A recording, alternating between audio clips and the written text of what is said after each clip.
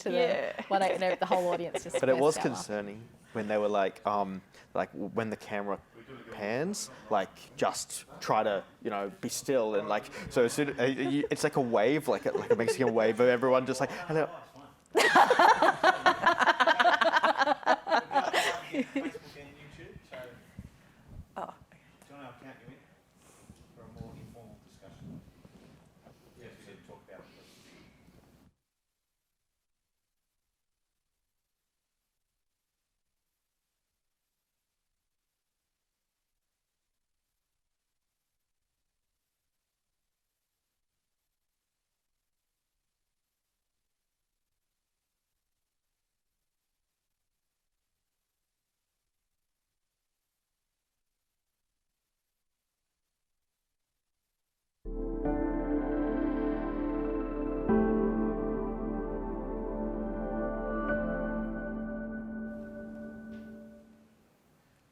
Hey, I just got the thumbs up and realised we're back on.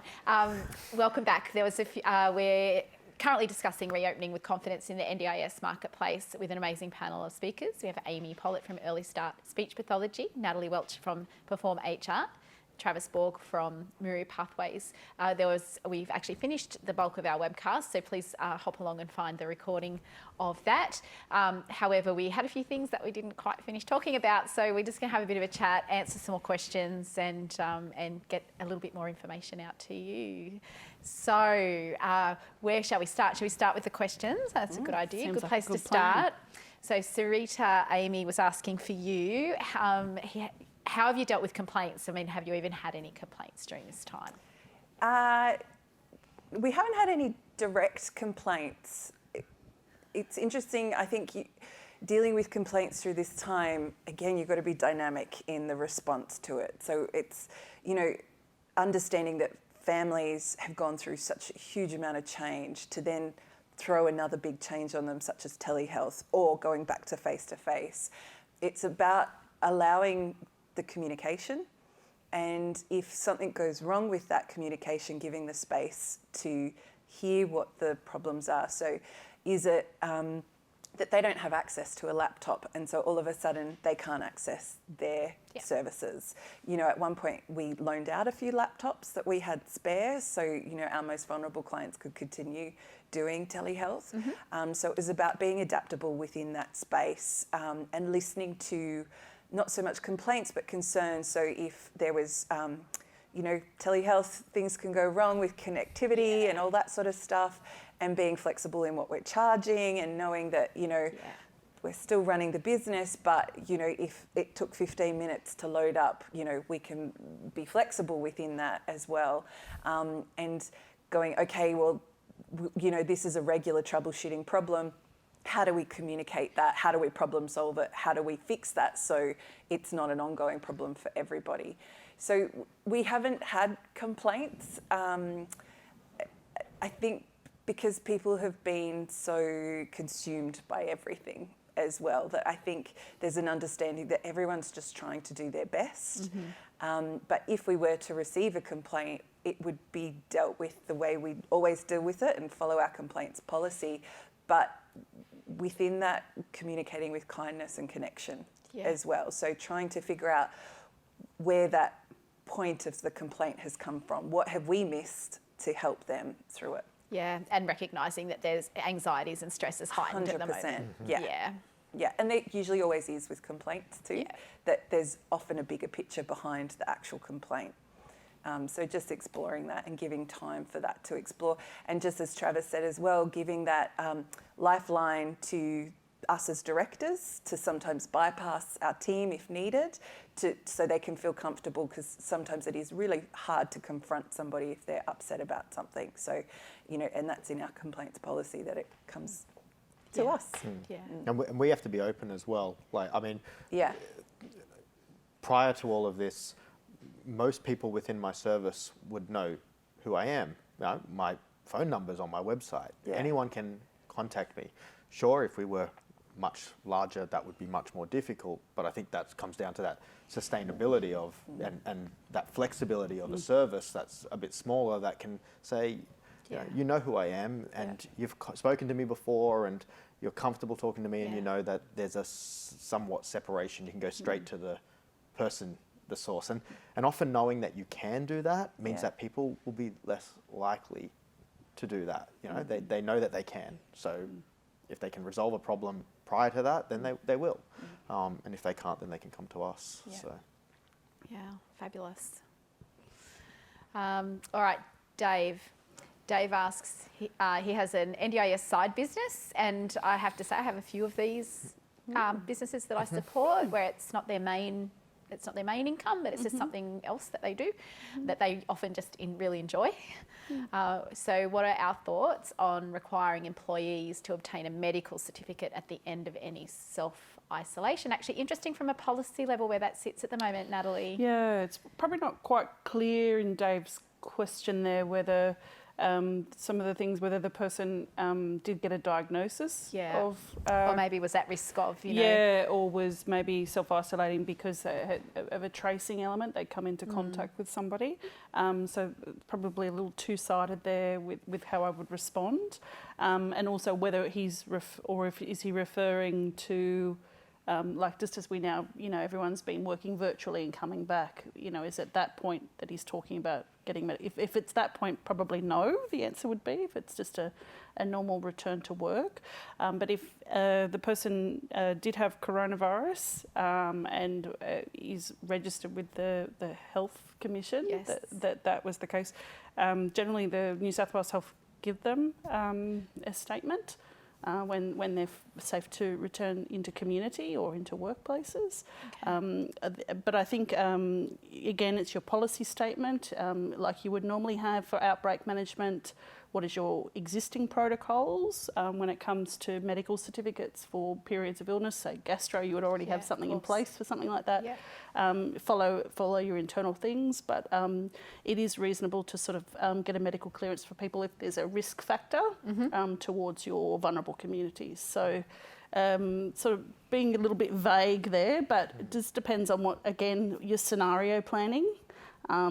Tick back into those different options that might present themselves and what would be the pathway that was relevant to that option. Yeah, that's probably what I would say. It comes back to communication too. So if you have an employee that's regularly off sick at the moment, it's sort of digging down into that ethically, obviously, but are they anxious about returning to work? Are they not feeling safe? Do they have a vulnerability that they may not want to disclose? But, you know, how can you support them getting back to the workplace rather than using sick leave as the ticket out, you know, to have that conversation with employees? Yeah, the main thing is there's consistency in your approach and there's a fairness and equity to it, and that people don't feel targeted for any particular reason. That makes sense. Yeah. It's also the type of employment that person has as well. It. You know what I mean? If they're casual, part-time, full-time as well. So, I mean, it really does kind of in a difficult place. So Dave, if you wanted to reach out to the Business Centre and give a bit more detail around that question, happy to answer it a bit more fully. Great. Yeah. Thank you. All right, Andy says, have we heard of any businesses that have dropped out or gone under? That's a good question. I don't think I have. I have not heard of any, no. Not in this industry. No. I think there was movement in the disability industry. Anyway. Yes, I would agree with that. But not the registration not process purely because kind of shook COVID. I haven't heard things of any. up. Yeah. I think if you're a business sitting on the edge, this might tip you to not sort of, you know, register with the quality safeguards or, you know... Yeah, you might not continue. Or you might elect to do self-managed and all that sort of stuff. So I think potentially there was some fence-sitting businesses that would have gone... Making different choices. Yeah, but I haven't heard of anyone. They also gave additional time for a lot of the auditing processing and stuff like that during this. So maybe that is something that might come out in... maybe 6 months' time. I'd say watch this space. Yeah, and I think because the businesses that I've understand hit the hardest were like day programs where there were group activities and community access visits that just stopped. Yes. So maybe watch this space because with the reopening only just beginning, maybe we just haven't seen what's going on there yet. And not as a disability provider, but there's also been changes to the pricing model recently.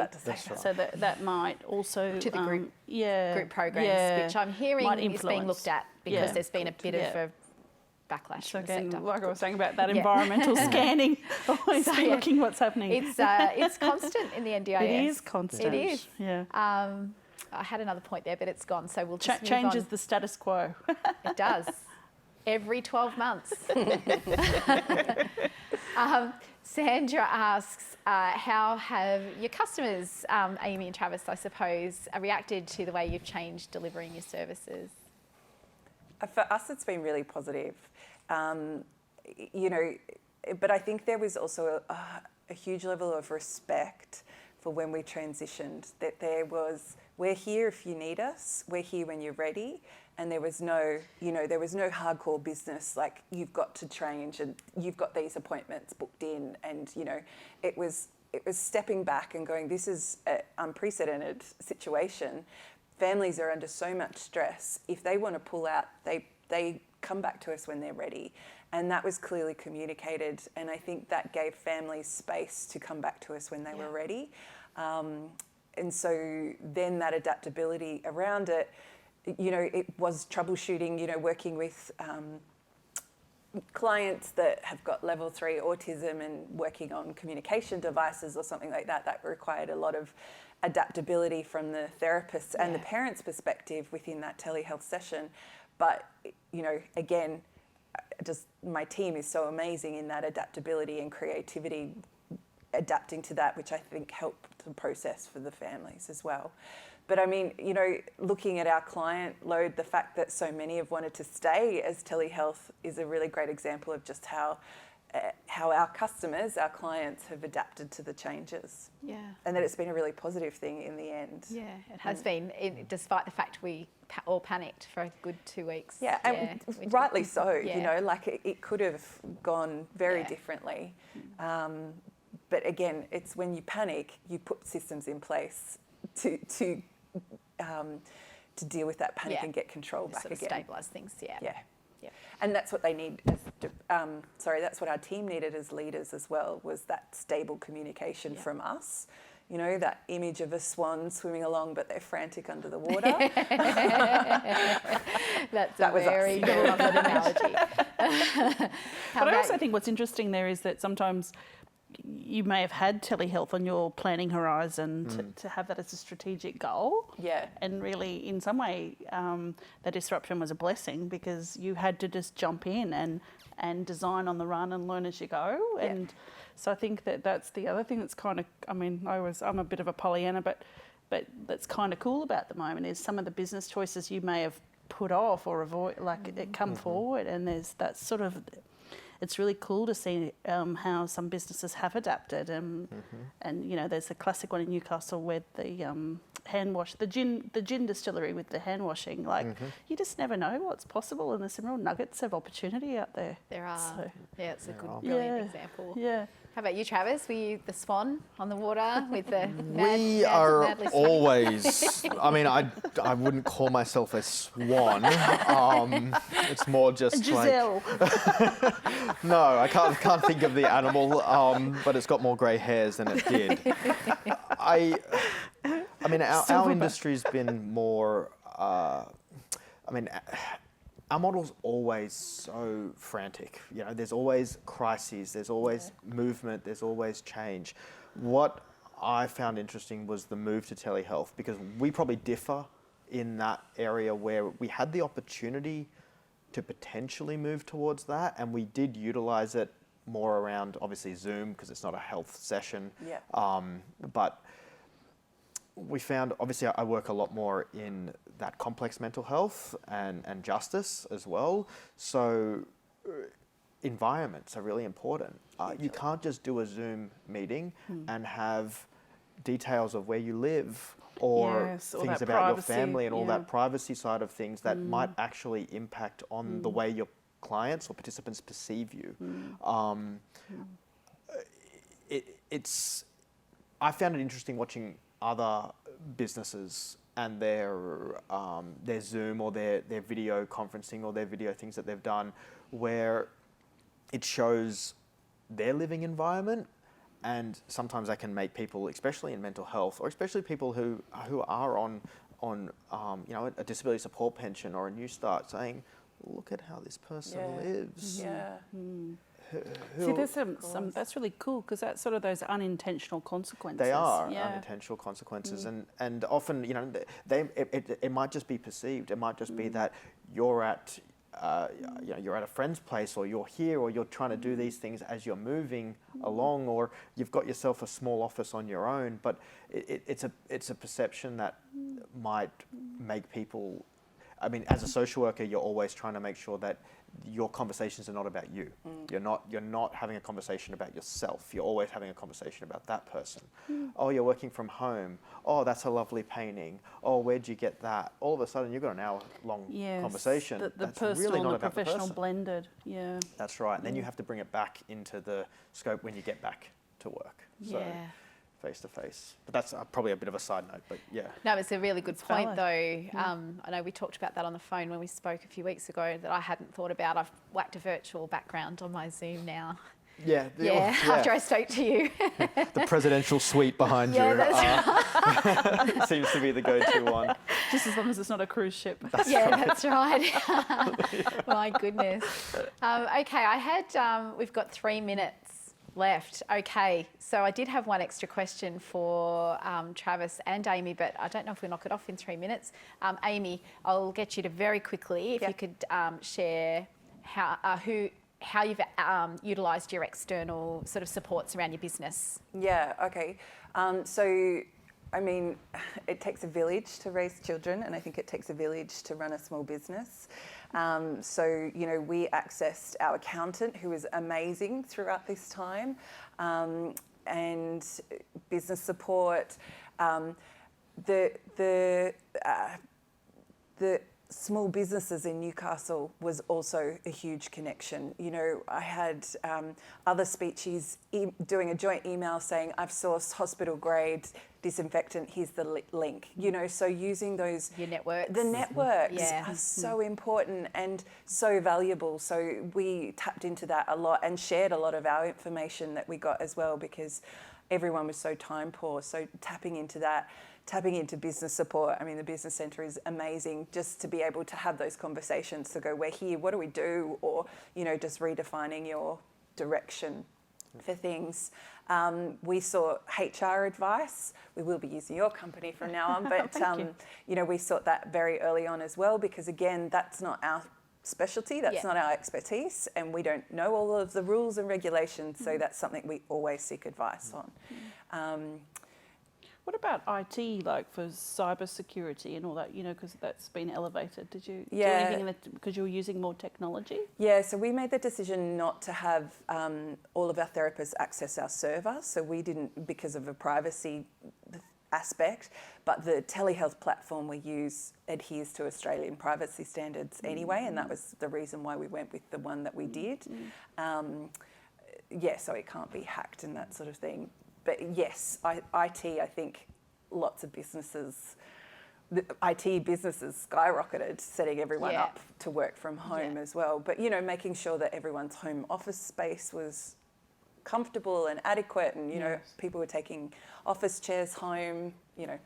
So, yeah, it was a village. A village. A village to get through it. Well done on your village. I think we're probably close to out of time. Well, I think it's that sense of community that trickles in, isn't it? In times of crisis, people rally together. And we source locally as well. I mean, you talk about the gin distillery that, you know, we actually, I mean, maybe we had to, but historically on eBay or sourcing things from different places and waiting for it to come in. But we actually sourced a lot of what we required locally, which kind of helps the local economy for other small businesses as well. So.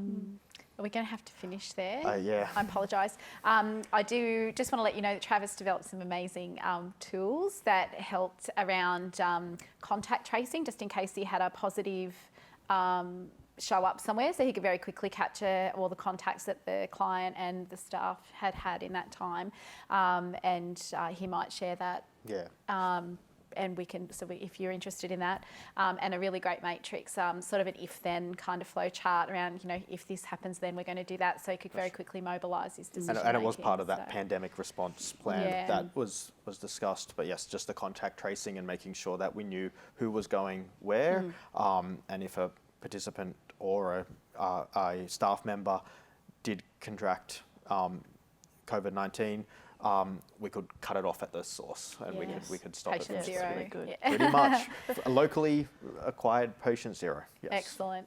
All right, so we have to sadly wind up there. I'd like to again say thank you to our wonderful panellists. Thank you to everybody that's helped put this production together, and please be in touch. Thank you, everybody.